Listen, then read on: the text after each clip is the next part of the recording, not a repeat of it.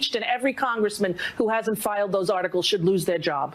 Oh, well, there you go. We have more of that just ahead. Plus, Black Lives Matter crashing a police officer's own wedding. Parents, I just wonder if you started planning your wedding before you killed Stephon Clark or after, and how you've been sleeping since March 18th. And I know this is supposed to be the happiest day of your life. You will not have that opportunity ever. But first, tech companies are taking the lead in suppressing any voices that dissent against the left. In the past few days, Apple, Facebook, YouTube, Spotify, and other companies have all banned Alex Jones from using their platforms. Also, Twitter purged various libertarian accounts. Instagram temporarily banned Tommy Robinson. Facebook took down a GOP candidate's ads for allegedly being offensive. And Democratic Senator Chris Murphy says mass censorship is needed to ensure, quote, the survival of the democracy, end quote. I guess he doesn't realize the irony there. Who's next? Well, on MSNBC, some say Twitter should ban the president. Trump has insulted someone via Twitter at least 487 times. Is there a point in which Twitter says this is a violation of our ethics, we're going to shut you down? I think there probably is a Rubicon he could cross, but he hasn't crossed it yet, for Twitter at least. Well, let's have this conversation now. Nigel Farage once led the UK Independent Party and spearheaded the Brexit campaign. He joins us now. Nigel, thanks for coming up with us. Thank you. Look, obviously, here's the issue. This is nothing new, right?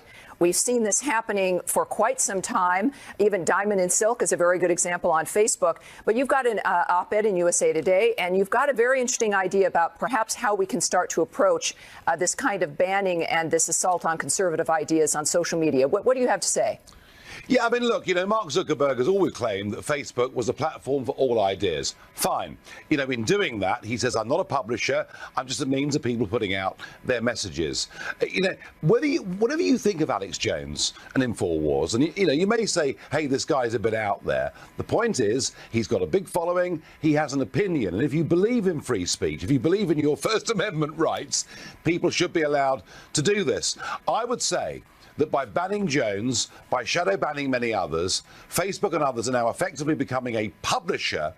And that means, because they're taking editorial decisions, they should be open to being sued as other media organizations are. Now, I would argue, because, look, we're all looking at how to find some balance here, because we do clearly see it's unfair. We see ranging from congressmen being shadow banned to celebrities who have the wrong opinions, might be somewhat conservative, that we're trying to find a framework, especially with mainstream media being 85% liberal. And we see that push. But we're the content in social media, which gives us an edge. But let me suggest, though, that some of the argument by Twitter and what they're doing is they're saying that these comments violate their standards. And if we open it up to, let's say, lawsuits for libel, wouldn't it make it even more difficult to have speech? Wouldn't more people be banned? Wouldn't there be more people suspended? No, because if you're a platform for all ideas, you are not a publisher. That is the point. And what Zuckerberg and the other tech giants are trying to do is they're now trying to have it both ways. On the one hand, they claim, we're not publishers, we're not open to libel because we let everybody give their opinion. But on the other, they now, in a very sinister way, are starting to ban and shadow ban people. I mean, take, for example, on Facebook, PragerU, an organization that I've spoken for. I've been to their events. These are not. They do great work. They do amazing work. Yeah. I mean, their videos have been seen by tens of millions of people. They now, on Facebook, have 88 of their videos that are now very much put to the back of the list. They're very hard to access, including ones on Christianity, for goodness sake. Yeah. So we've gone way beyond the bounds. What is needed now is a Bill of Rights for people using the internet. Let's give people access, let's give people rights, and if we can't get that, let's make sure we now redefine Facebook, YouTube and Twitter as publishers who are liable as are Fox News or the Wall Street Journal or anybody else to the content they put out. Yeah, look, again, we've got to find a way to push back. And one of the strengths we have here is that we are the content, right? And there's a sense also that we're willing to put up with anything because our lives now, Nigel, are so intertwined, right? With Twitter, with Facebook, social media in general. Yeah. It is the new modern way to communicate. And my concern, of course, is that we don't want them to go away, and yet, ironically, they're private public companies. They're not a government. They can do as they please. But I think the power is, as an example, this conversation, our being able to have a point of view and make sure everybody knows exactly what's going on. Because since we are the content, we can at least push back and make a difference there. Nigel, thank you so much for joining me tonight. I appreciate it. Great job. Now, look, we've got to find some way to be able to push back. Harmeet Dillon is the perfect person to speak with about this tonight as well. She is a civil rights attorney. She represents James Damore, who was fired by Google for his personal views. She joins us now. Harmeet, welcome aboard. Thanks, Tammy. Happy to be here. Now, so what do you think of Nigel's proposal about holding social media accountable as publishers to where they'd be liable on issues like defamation, et cetera? I feel that would be even more chilling because they're not the government, obviously. They're not compelled by the First Amendment to not act or to protect our rights. What's your take on how conservatives can protect themselves and push back in this regard? Well, I actually agree with Nigel. Sorry, Tammy. I think that it is way past time for us to do that. And what Nigel is talking about is that these social media companies are all hiding behind the Communications Decency Act, Section 230, which gives them safe harbor, gives them immunity from being sued if they act as a platform, not as a publisher. Right. The minute they become a publisher and censor what they do and what they don't, just like a magazine, just like Newsweek or whatever, they can be held liable just like those publications. Now, what these social media platforms have done is they have absolutely, with their digital advertising, sucked the life out of traditional journalism so that, the traditional journalism outlets are on their last legs. They're teetering into extinction. And they're the places where they actually can get sued. If they do defamation, if they publish libel, they can be held liable. But these other platforms cannot. So between their market power, which I think is something that the DOJ should look at with antitrust regulation, and with their, frankly, false advertising to being open to everybody, which Twitter promises, Facebook promises, and YouTube to a certain degree promises, although they don't pretend to do that anymore. They're violating the law. And so, setting aside the First Amendment, I agree with you. This is not a First Amendment issue so much as a breach of contract, an issue involving other regulations. Some of the other things that conservatives can do is that we need to have members of Congress look at this Communications Decency Act issue, pass legislation. But we already have some government regulations in place that could help us. We have the Federal Trade Commission. We have the Federal Communications Commission. They could both take a hand in looking at the uneven application of the rules to these different See, but Harmeet, I get very nervous. I'm not a libertarian. I'm not even a Republican. But when we start seeing, and I think regulations can be very good. We've seen that when it comes to the environment, that government does have a role, but albeit a very limited one. When we start talking about government agencies deciding who has to be heard and what must be done, I start thinking of things like the Fairness Doctrine, which made talk radio impossible to have. I worry about, again, this notion that when you're dealing with private/public companies, but they're not the government at the same time, Google had a very big role in government involved with Barack Obama's administration. They themselves, the market share, the value of them are bigger than some countries. I mean, Apple just, I think, became like the first time the $1 trillion traded company. Are you not concerned about government involvement in this marketplace framework where I think personal activism as the content producers can help make the difference on? Well, of course I'm concerned, and frankly, government involvement as a conservative is the last resort, but sometimes it is necessary. So, for example, where we have doctrines that require equal access to certain platforms, for example, you have Facebook censoring Elizabeth Hing's ads when the incumbent's not censored. That is, to me, virtually an in-kind contribution by the platform to one side over the other. We can't have that in our system under our current laws. I'm not saying new laws. I'm just saying apply the current laws to the situation. So there's that. The other thing is that, conservatives can fight back in the courts, or as you say, we're the content. But, I'm afraid it's a little naive to say that. Unfortunately, we've had many years of American consumers acting like sheep. They think that Google is free, these things are free, and now we're in chains. Well, we have to wrap it up. They control our voices. We have to wrap it up now. I think this conversation is an indicator that things are changing, and thank goodness for work like yours, Harmeet. I appreciate you joining us tonight. Thank you. My pleasure. All right. Now, look, right now we're keeping an eye on Ohio, where there's a closely watched special election. We all know about it for a congressional seat. Republican Troy Balderson is running against Democrat Danny O'Connor for the 12th district seat. Polls closed less than an hour ago. We're going to bring you the results of that race as soon as it's called. And coming up, Rosie O'Donnell back with another anti-Trump meltdown. It's something to behold. That's coming up next. Let your voice be heard, and let the president know in no uncertain terms that we are alive, awake, and we are woke. We are not going away. The more people that show up here eventually will take over all of D.C., and I'll have no choice but to resign. Let the sun shine. Let the sun shine. All righty. Well, that was obviously Rosie O'Donnell protesting outside the White House. The president, of course, though, is in New Jersey, along with a group of Broadway performers. The hostility between Rosie O'Donnell and Donald Trump goes back more than a decade. But recently, Rosie has been inspired to new heights of derangement. Yesterday, she had a meltdown on MSNBC.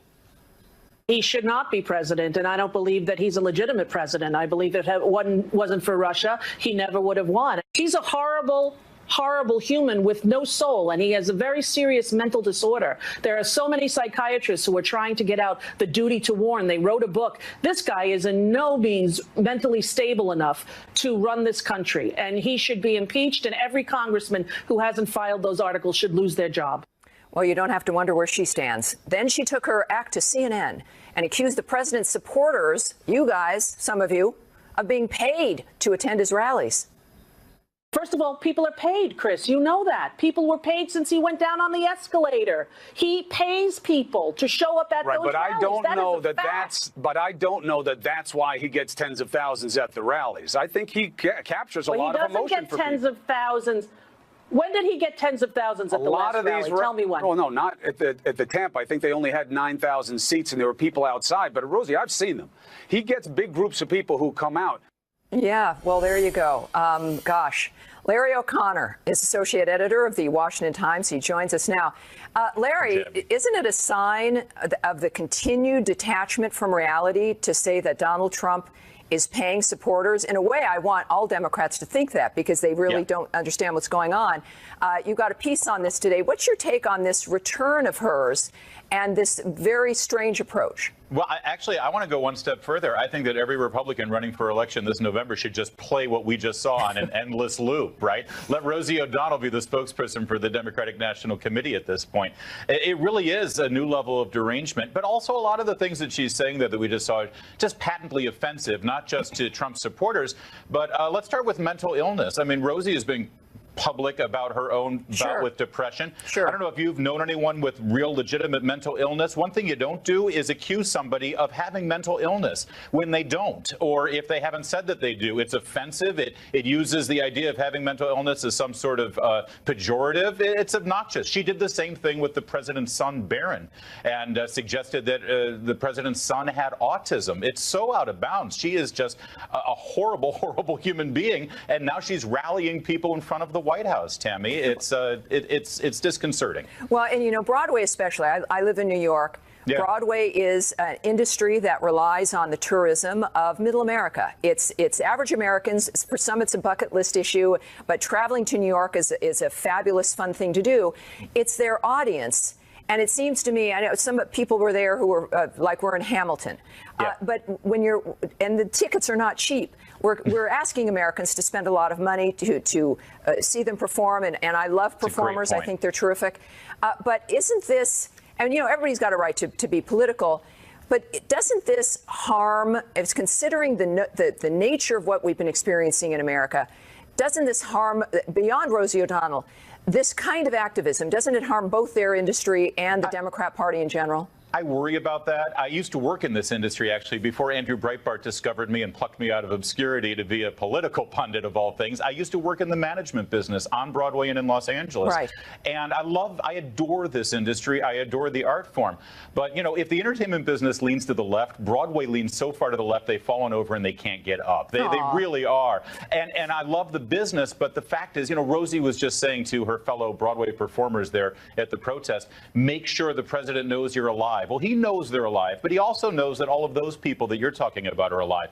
The people from Middle America who save all their pennies, they come to New York, they buy tickets to a Broadway show, and when they see what these performers think of them, what the industry thinks of them, they might go on a cruise next time. Yeah, and thank you, Larry, so much. I mean, this is a point where at some stage, Americans coming together, finding and focusing on what we do have in common, like better paychecks, raises, right, tax cuts, a safer country. We all benefit from those things, and maybe it's time to start focusing on that. Larry, thank you so much for joining me tonight. Thank you. Well, now, look, there's plenty of derangement to go around these days in Hollywood. Donald Trump's Walk of Fame star has become a consistent vandalism target.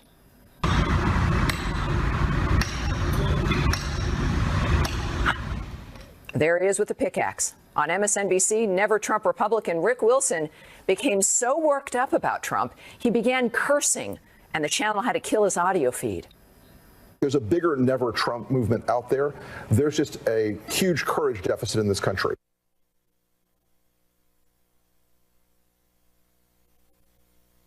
Because of my past failures, and of course it happens every day, we had to implement a 7-second delay. So what you said will probably not make it out there. Yeah, and that's probably the best way. That's probably the best way to listen to Rick Wilson, who was with silence. Well, someone you do want to hear from, who I know well and I enjoy her commentary, Cathy Areu, is the founding publisher of Catalina magazine, and this show's liberal Sherpa, and we say that with all kinds of appreciation. She joins us now in studio. Cathy, how are you doing? Good. How are you? Good. I've enjoyed being on as a guest with you, and so it's a pleasure to be sitting across from you. Now, look, you've seen everything we've seen. You heard Larry. Right. Rosie O'Donnell, she gets some attention. She's a performer. Right. She used to be a comedian. I don't laugh when I hear from her anymore. Not with these lines, no. Well, yeah. So would you agree? I mean, is this helpful for the entertainment industry and for liberals in general? It's been, almost a year and a half. Isn't it time to just say, okay, let's find what we have in common, or is it all still too early? With Rosie O'Donnell, I mean, this war has been going on for 12 years. It's personal. It's really personal. When he was asked, do you call women pigs during the debates, he said, only Rosie O'Donnell. I mean, it's truly personal. And then he became president. So this person you've had a war with for 12 years becomes president. So she's out there. She's not so funny anymore because she's so angry. But maybe she's funny on, right? If you go to Caroline's, maybe she's hysterical. But reality stars are in Congress. Now there's one in the White House. So entertainment, politics is mixing. Well, wouldn't you say, though, that when it comes to their business, that Donald Trump's having a better time than Rosie O'Donnell is, or really anyone in Hollywood at this point? Right now, at the moment? Sure, right now. I mean, it's the American way. It's the First Amendment. I mean, they have the right to do this. Sure. And Donald Trump was out there. He had The Apprentice, but he was still fighting with the birther movement. Yeah. So he did both. He juggled both. Do you think his star now, West Hollywood just voted, not that they have a vote, right, but they voted to demand the removal, effectively, of Donald Trump's star on the Hollywood Walk of Fame. Do you think it should stay there? Do you think it should go? Well, he paid for it just like everyone else. People might not know that. They don't know that. He did pay for that star. Everybody does. Everyone does. You buy this section, it's not like awarded to you and it's free. Right. Everybody on the Walk of Fame pays for it. So he paid for that star. That is his star. He rightfully paid for it. But if it is becoming a problem, if it's dangerous, if people are hurting one another over that star, maybe the city has to make a move. Maybe they should be removed. Maybe they need to remove the people to prison who are taking pickaxes. The police need to. Right? Yeah, I mean, that's not right. No one should vandalize anything like that. That's his star. He earned it and he paid for it. Now, look, you've got a really great attitude. You're not letting the circumstances which you don't like ruin your life. Look, she's laughing. It's a liberal is laughing.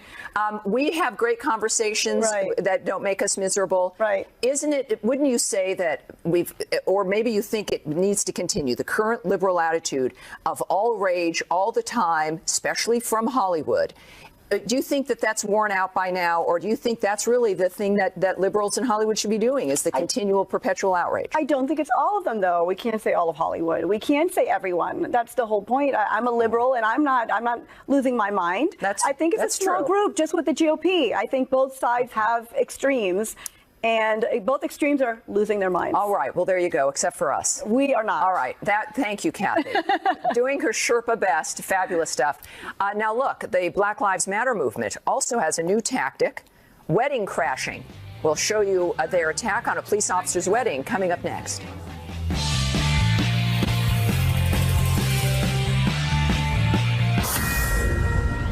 This is a Fox News alert. Results are coming in a closely watched race in Ohio. It's a special election for a congressional seat.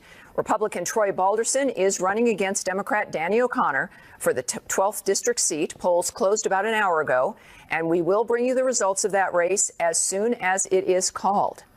Now, fed up with blocking streets, apparently, and occupying college campus buildings, Black Lives Matter activists in California have a new tactic.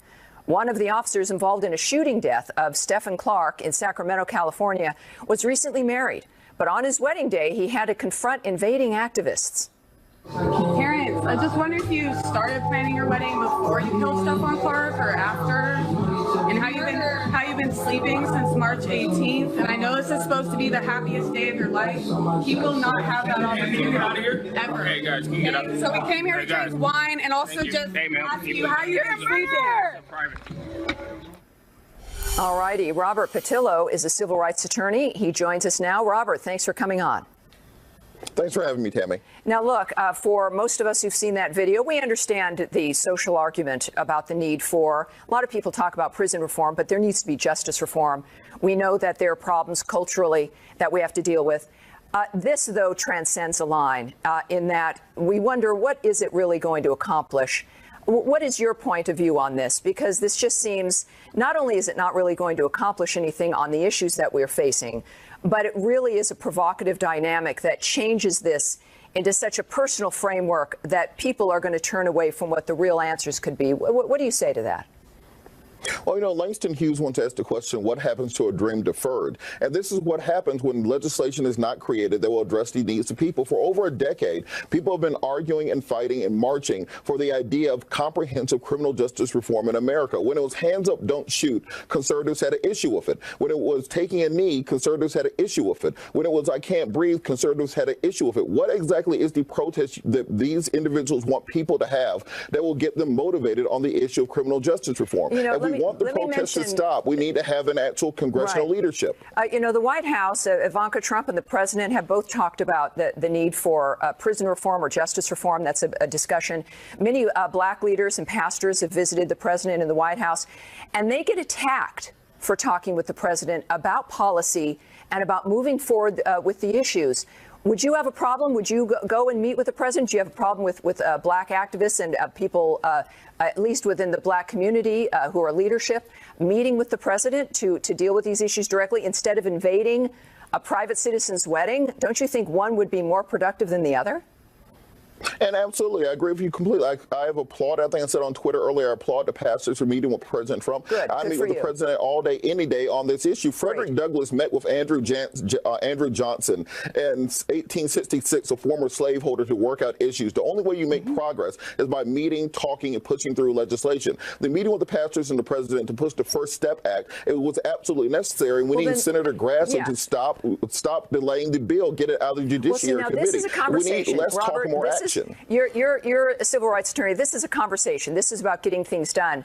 But Americans see on television this kind of action of people trying to ruin, as they mentioned, they knew it's like, let's ruin this guy's happiest day in his life. You realize that you're not winning people. This is not a way to win friends and influence people, that this conversation about things Americans generally agree on. We're all affected by a justice system that's unfair. But, you know, isn't this the kind of thing that just keeps people distracted away from real solutions? You have to admit that. Well, Tammy, unfortunately, these are the things in America that get attention. There's been more attention on this story than there was with the 17 pastors meeting with President Trump last week to push prison reform. Well, you can talk to the mainstream media about that. That's one of the issues. Well, that's been what is the president? How is the media covering the president's work? And when it's with the communities that the Democrats normally lay claim to, it doesn't get coverage. They don't want to talk about the president having success. Instead, and this is what you should be upset about, the media promoting things that make activist communities look bad, and then they play into it. I mean, isn't that something you should be speaking out against? Look, if you look at the 1960s, if you look at the press clippings from them, they demonized the Freedom Riders. They demonized Dr. King as an outside agitator going into communities. There's never an appropriate or acceptable way. There's never an acceptable way to protest until something is done. I think congressional and presidential leadership on this issue will be what stops people from protesting. Tell you, we both know the best protester in American history is Dr. Martin Luther King Jr. And we know the coverage of that, and it was powerful, and it made the difference. So when media wants to cover something properly, they will. In this case, I think we're all being taken for a ride. But I love your position regarding the president and really having an influence on policy. Robert, terrific seeing you. Thanks for joining us tonight. Thank you. Thank you so much for having me. Thank you. Tucker is back after the break. He'll talk to a Democrat who says his party has become far too obsessed with promoting abortion. That's coming up next.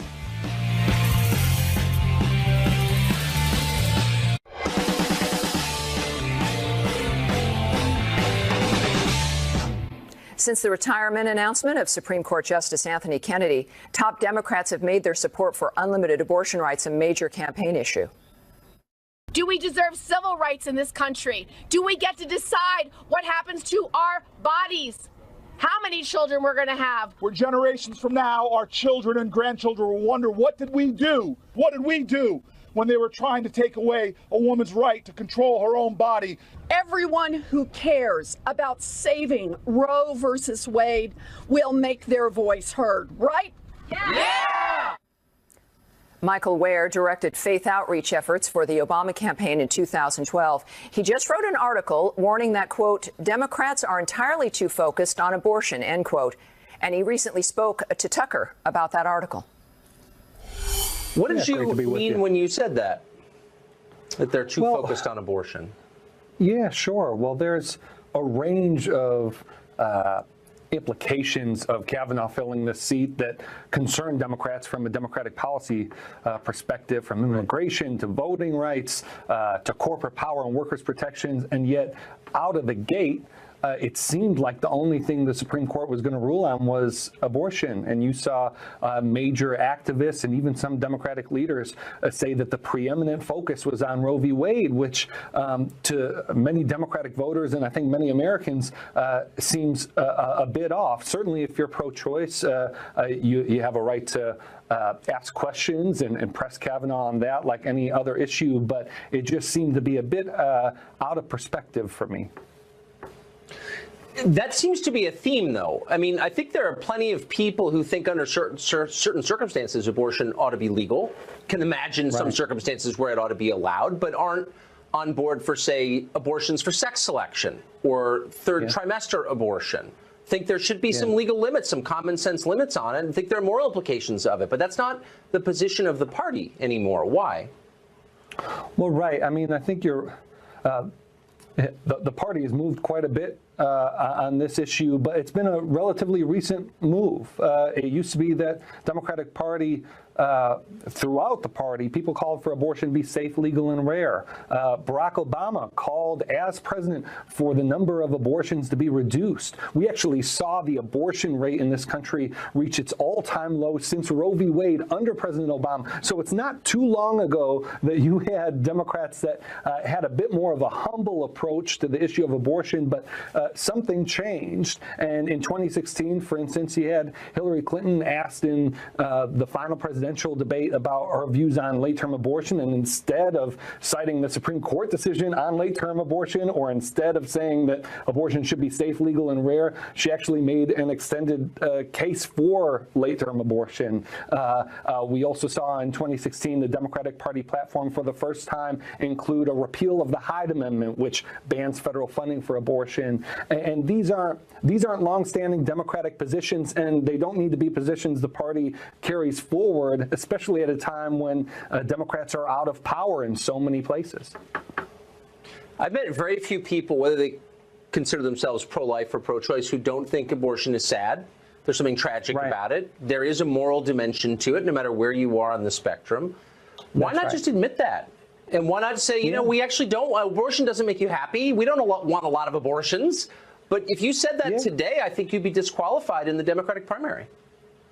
Well, if that's true, then Barack Obama would have to be disqualified. He called abortion a tragic issue. And again, he spoke repeatedly to his desire to see abortions reduced. But there is an activist portion of the party that, frankly, Democratic victories seem to be secondary to them as long as party leaders take the most unapologetic approach to this issue as possible. And I think that we've seen the cost for that. We've seen the cost of that in President Trump being in the White House. We've seen the cost in someone like Senator Pat Toomey representing Pennsylvania instead of Katie McGinty. Right. You know, my hope as a Democrat would be that the party would not take that approach in 2018.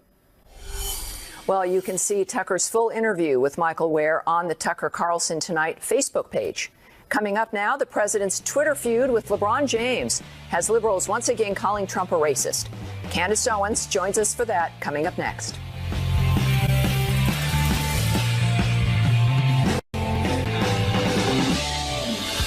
The left will accuse President Trump of racism no matter what. But this week, their stated excuse is the president's Twitter attack on NBR star LeBron James.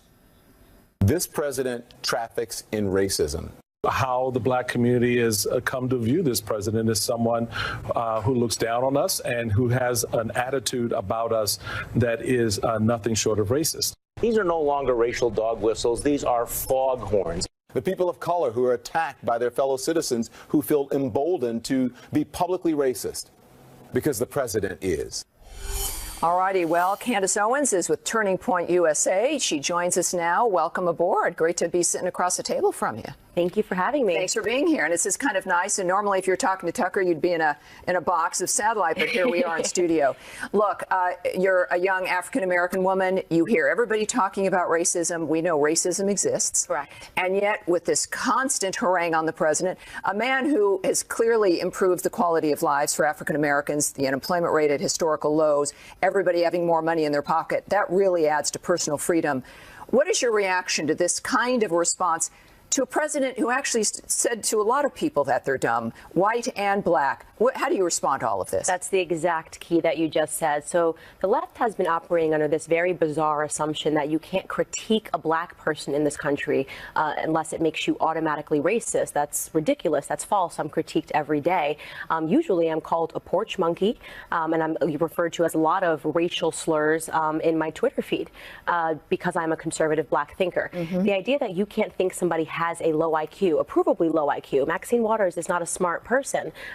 You can't say that because she's black. You know, that's ridiculous. So president insults a lot of people, black, white, Hispanic. He is definitely not looking at color when he talks to someone.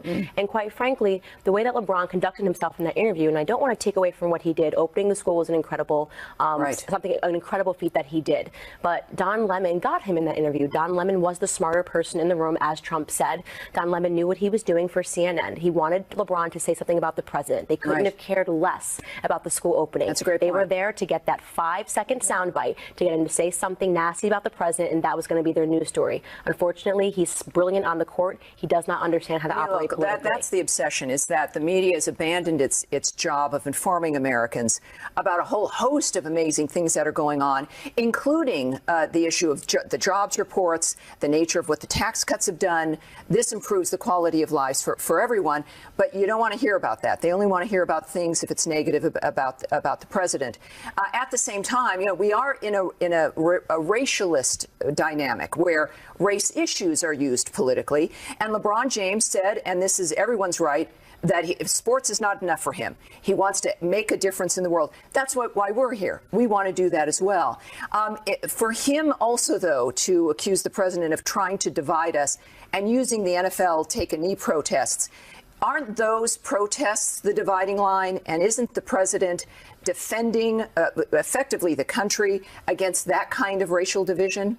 That's exactly correct. And look, I would welcome a dialogue with LeBron James.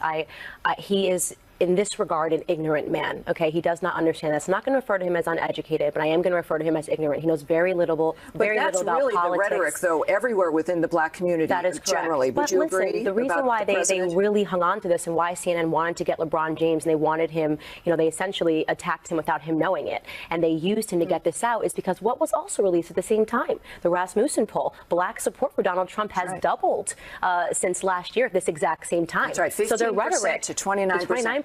It's a remarkable transition. Yeah. So black people aren't believing this anymore. So they're thinking, what are we going to do? They go back to what they always do. They bring a black idol and they have the black idol say to the community, oh, no, this is racist, and hope that we're going to be sleeping and we're going to believe it. But we aren't anymore, well, I think, LeBron James he's a smart guy. Yes. And I think perhaps maybe the president should invite him to the White House. Yeah, I would, and have a conversation. If that's too much for LeBron James, I would love to sit down with him and explain to him why the black community is responding and why we like this president. He's a curious guy. He's a smart guy. He cares about the community. And I think all of this is a distraction. There's too much that we all have to do. Absolutely. So great job. Nice talking to you, Candace. Thank you so much. An NYU professor tried to challenge political correctness at his school and found himself targeted by the left.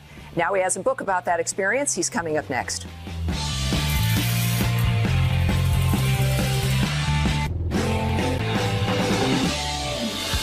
The left will accuse President Trump of racism no matter what. But this week, their stated excuse is the president's Twitter attack on NBR star LeBron James. This president traffics in racism.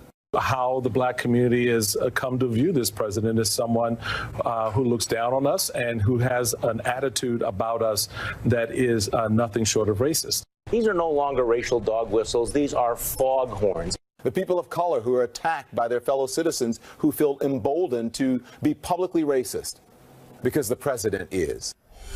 All righty. Well, Candace Owens is with Turning Point USA. She joins us now. Welcome aboard. Great to be sitting across the table from you. Thank you for having me. Thanks for being here. And this is kind of nice. And normally, if you're talking to Tucker, you'd be in a box of satellite. But here we are in studio. Look, you're a young African-American woman. You hear everybody talking about racism. We know racism exists. Correct. And yet, with this constant harangue on the president, a man who has clearly improved the quality of lives for African-Americans, the unemployment rate at historical lows, everybody having more money in their pocket, that really adds to personal freedom. What is your reaction to this kind of response to a president who actually said to a lot of people that they're dumb, white and black? How do you respond to all of this? That's the exact key that you just said. So the left has been operating under this very bizarre assumption that you can't critique a black person in this country unless it makes you automatically racist. That's ridiculous. That's false. I'm critiqued every day. Usually I'm called a porch monkey, and I'm referred to as a lot of racial slurs in my Twitter feed because I'm a conservative black thinker. The idea that you can't think somebody has a low IQ, a provably low IQ. Maxine Waters is not a smart person.